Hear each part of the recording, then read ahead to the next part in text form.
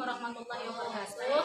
Perkenalkan, nama saya Roda, tempat mengajar SMA Negeri 1 Rimba Mentang, mahasiswa PPG Angkatan 3 2023 akan melaksanakan PPL 2 Siklus 2 pada hari Senin tanggal 24 Januari tahun 2024. Selamat menyaksikan.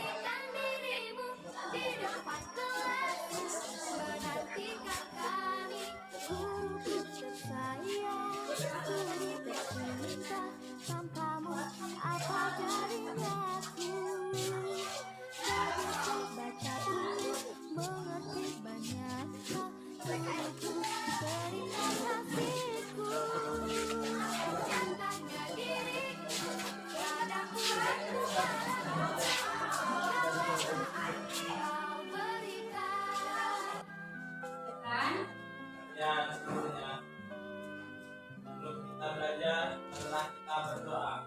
Doa dimulai. Doa selesai. Beri salam.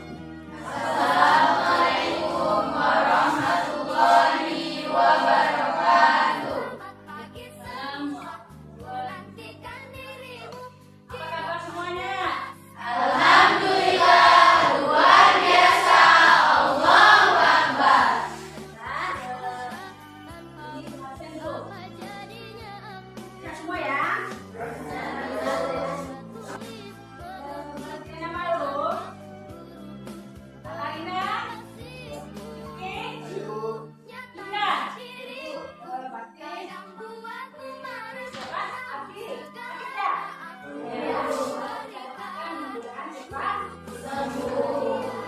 Sebelum kita mulai pembelajaran, mari kita menyanyikan lagu nasional untuk mengangkat rasa cinta kita kepada tanah air. Bagaimana persiapan? Indonesia tanah air beta, pusaka abadi nan jaya. Indonesia sejak dulu kala tetap dipuja-puja bangsa. Ada yang ingat pembelajaran minggu lalu? Ada kan? Ada. Apa itu bioteknologi? Teknologi adalah ilmu yang mempelajari tentang pemanfaatan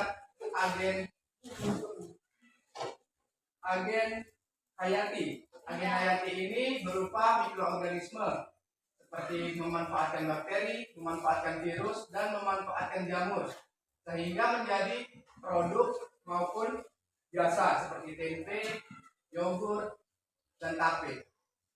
Itu pengertian dari bioteknologi. Ya, terima kasih pada Kiki. Jadi bioteknologi itu adalah ilmu biologi yang mempelajari tentang pemanfaatan mikroorganismenya. Bisa ya, ingat ya? Nah, terus ada tahu tentang apa itu bioteknologi konvensional? Ya, silakan Betty. Bioteknologi konvensional yaitu memanfaatkan mikroorganisme utuh secara langsung tanpa proses rekayasa sehingga pemanfaatannya masih sangat terbatas, seperti pada pembuatan tempe, bolu atau lebih dengan dan pembuatan tape. Iya, jadi bioteknologi konvensional itu adalah penerapan ya bioteknologi ya yang memanfaatkan mikroorganismenya ya. Ini dikatakan dengan bioteknologi konvensional. Contohnya yaitu proses pembuatan tape, tempe, ya kan? Yogurt yang seperti yang produk yang kalian buat sekarang ini, ya kan? Sudah ditentukan per kelompok, ya kan? Adapun tujuan pembelajaran hari ini, coba baca. Tujuan pembelajaran. 1. Setelah melakukan model pembelajaran Project Based Learning atau PJBL, peserta didik mampu menganalisis prinsip-prinsip bioteknologi konvensional dengan tepat. 2. Setelah melakukan model pembelajaran Project Based Learning PJBL, peserta didik mampu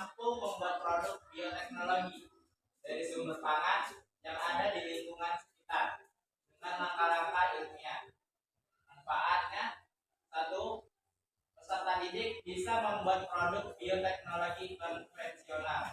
Ya, jadi tujuan pembelajaran itu adalah setelah melakukan model pembelajaran project based learning, berarti mampu menganalisis prinsip-prinsip bioteknologi konvensional dengan tepat.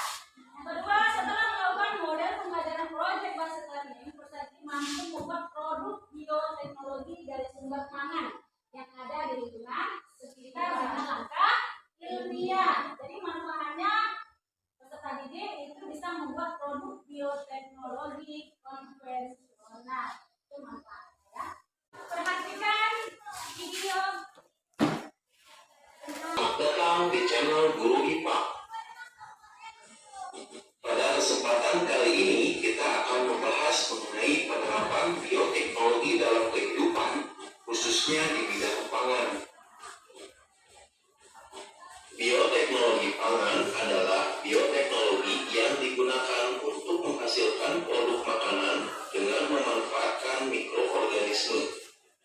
Beberapa contoh produk bioteknologi di bidang pangan yaitu tapai, yogurt, keju, tempe, kecap, roti, dan minuman beralkohol.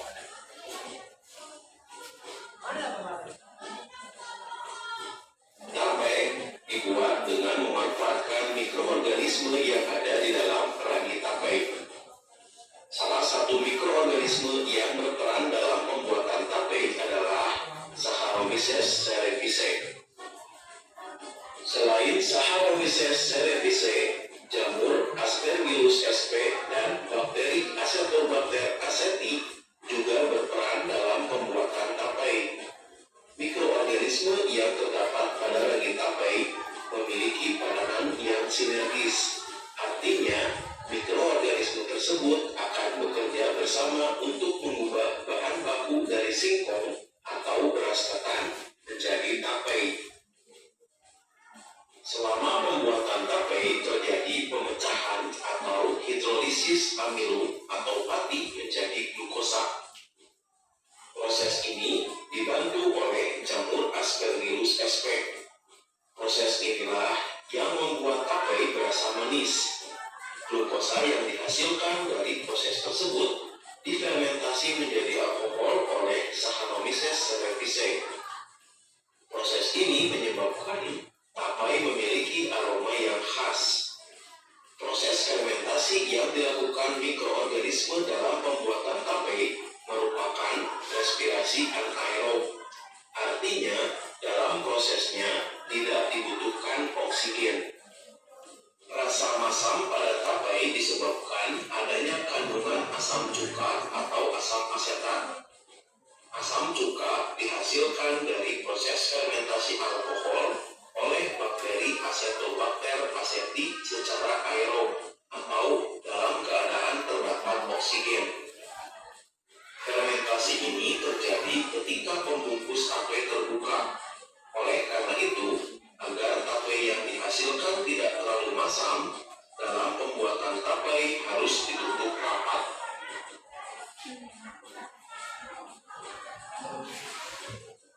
Yogurt merupakan makanan yang dihasilkan dari proses fermentasi susu dengan bantuan bakteri. Proses fermentasi susu menjadi yogurt melibatkan peranan bakteri asam laktat, misalnya Lactobacillus casei, Streptococcus thermophilus, Lactobacillus bulgaricus, dan Bifidobacteria. Dalam pembuatan yogurt, susu harus dididihkan terlebih dahulu pada suhu 85-90 derajat Celcius agar bakteri-bakteri lain mati dan protein dalam susu terdenaturasi atau mengalami kerusakan.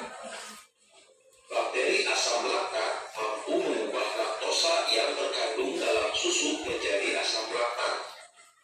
Asam laktat inilah yang menyebabkan rasa masam pada yogurt.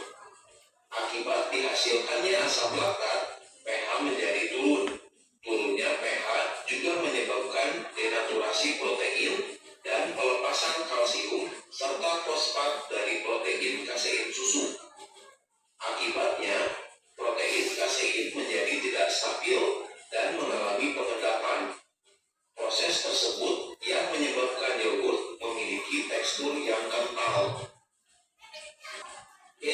merupakan makanan yang dihasilkan dari proses koagulasi atau pengentalan protein kasein susu. Selama proses pembuatan, susu biasanya dibuat dalam kondisi asam dan ditambahkan renet. Pengasaman susu dapat dilakukan dengan menambahkan bakteri asam laktat seperti Lactococcus sp, Lactobacillus bulgaricus, dan Streptococcus thermophilus. Renet merupakan kompleks enzim yang dihasilkan di dalam perut hewan ruminansia atau hewan mamalia.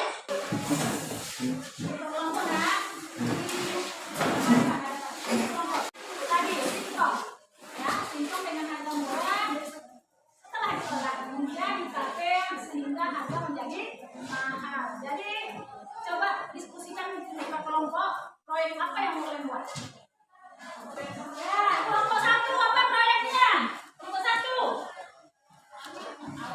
Pembuatan apa tadi? Nona. Kelompok 2. Sampai singkong. Sampai singkong. Kelompok 3. Yogurt. Kelompok 4. Oke, kelompok 5. Tape ketan. Setelah itu coba desain proyeknya. Kapan pembuatannya? Kapan membuat videonya? Ya kan, langkah-langkahnya. Ya, desain ya. Proyeknya. Sampai tidak ya.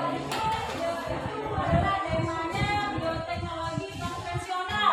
Jangan bioteknologi modern karena kita tidak punya bahannya.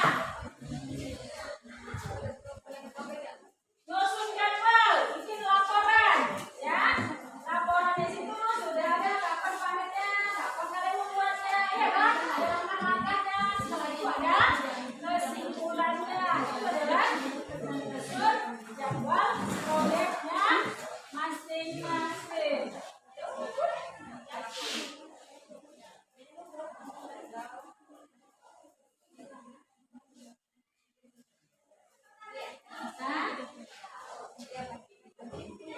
Proyeknya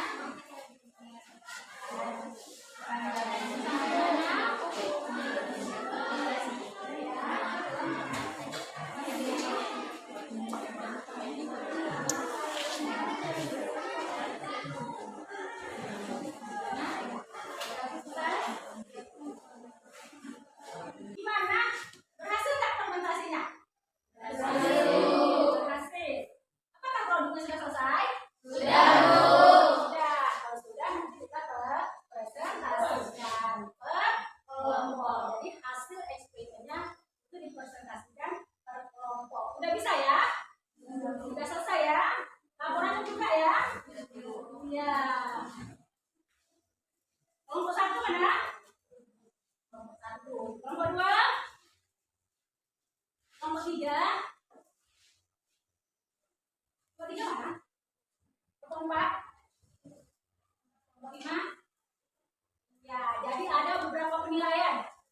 Ya, setiap pertemuan itu ada penilaian. Yang pertama itu adalah penilaian pengetahuan. Yang dikatakan dengan penilaian kognitif. Ya, itu berdasarkan proses penilaian.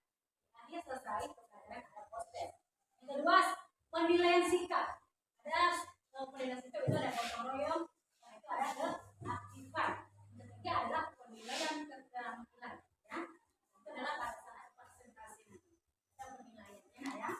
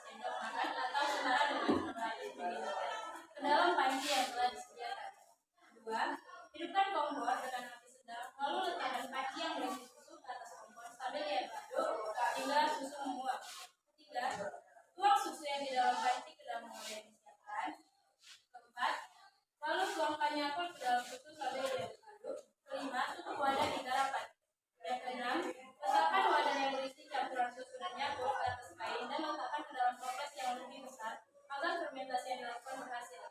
7. Diamkan selama 24 jam agar hasilnya bagus. Itulah hasil praktik dari kami. Jika ada kekurangan, kami mohon maaf. Apakah ada pertanyaan? Ada yang mau bertanya nggak? Ada kelompok lain? Jadi, Marina? Saya kembali dari kelompok 1 yang bertanya, apa yang terjadi pada proses pembuatan yogurt? Reaksi apa yang terjadi pada proses pembuatan yogurt?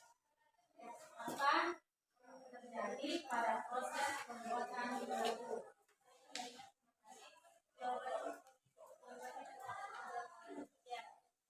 Prosesnya dimulai dengan hidrolisis laktosa menjadi glukosa dan fruktosa. Glukosa dimetabolisme melalui jalur glikolisin menjadi asam piruvat, kemudian diubah menjadi asam laktat.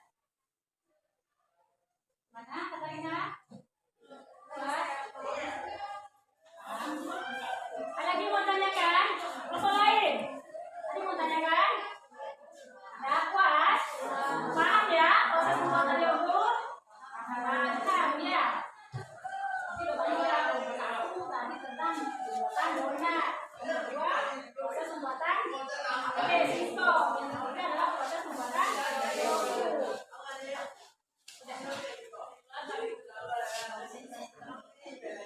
Assalamualaikum warahmatullahi wabarakatuh. Waalaikumsalam warahmatullahi wabarakatuh.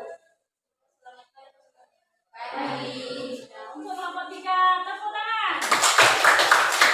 Assalamualaikum warahmatullahi wabarakatuh. Waalaikumsalam warahmatullahi wabarakatuh. Selamat pagi semuanya. Pagi. Baiklah, kami dari kelompok 5 ingin menunjukkan video cara pembuatan tape ketan. Sebelumnya kami akan memperkenalkan diri terlebih dahulu. Saya sendiri Nadira Lestari. Saya Nadia Syarani. Saya Sira Mardiani. Saya Rizky Hidayat. Assalamualaikum warahmatullahi wabarakatuh. Baiklah, kami dari kelompok 5 ingin menunjukkan video cara pembuatan tape ketan.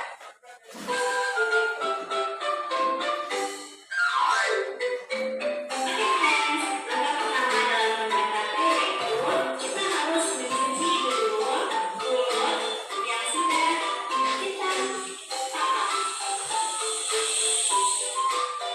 cuci hingga bersih ya friends. Ulangi step ini hingga 3 kali. Oke friends, setelah kita bersih, kita harus menyembur hingga 2 jam. Kita tunggu hingga 2 jam friends. Oke friends, selanjutnya kita buka roti susunya juga.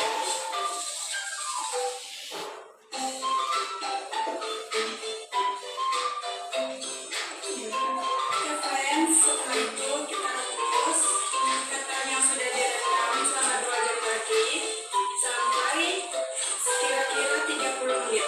Dan setelah direbus selama 30 menit, sekarang kita pindahkan ke dalam wajan. Diratakan lalu didiamkan selama 20 menit.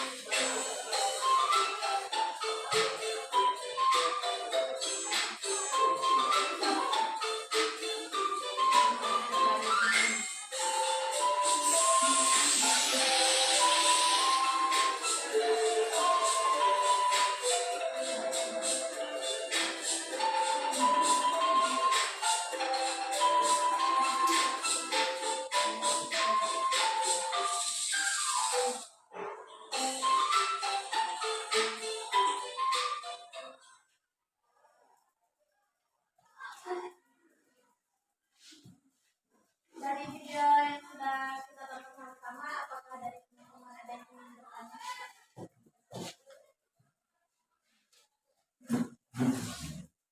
Saya Monalisa dari kelompok 2 ingin bertanya, kenapa dalam pembuatan tape ketan harus direndam dengan air?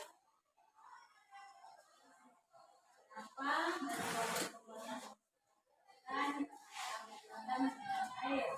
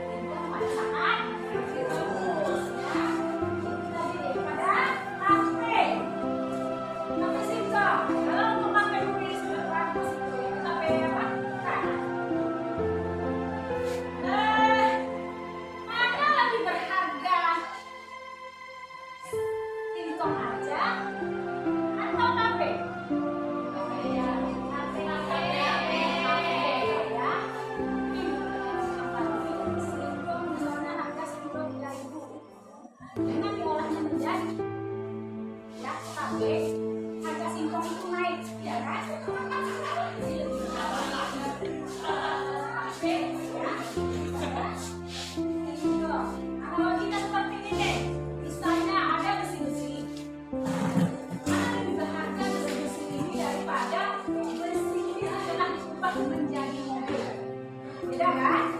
Kan makanya akan naik ya. Setelah itu ragi. Ragi yang pada tape itu jamur atau bakteri? Jadi jamur itulah sebagai kokinya, ya kan? Dia yang memasak. Sedangkan singkong ini adalah jadi kampai, ya kan? Terus berarti kendalanya kalau pembuatan singkong ini tidak bisa dibuka tutup, ya kan? Karena dia tidak bisa kena udara, ya kan? Bisa kena udara. Ada yang bisa menyimpulkan? Berarti kan bisa ya? Bisa menyimpulkan proses pembuatan produknya. Kesimpulannya?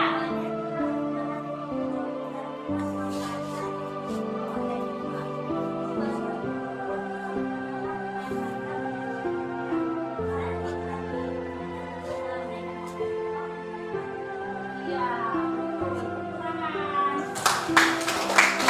Saya, sekarang kita adalah Inggris. Masih bagus. Kita mulai ya. Ya. Nah, kita kerjakan. 10 menit, waktunya 10 menit.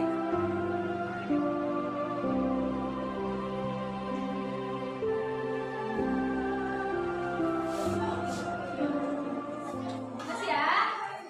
Belum. Materi untuk minggu depan itu dipelajari di rumah, ya nggak ya? Iya. Kan udah sedikit lama ya. Dan minggu depan coba dibaca materinya. Ada baca apa materinya? Coba dibaca ya, Kak, ya. Literatur. Ya, ada yang mau ditanyakan lagi?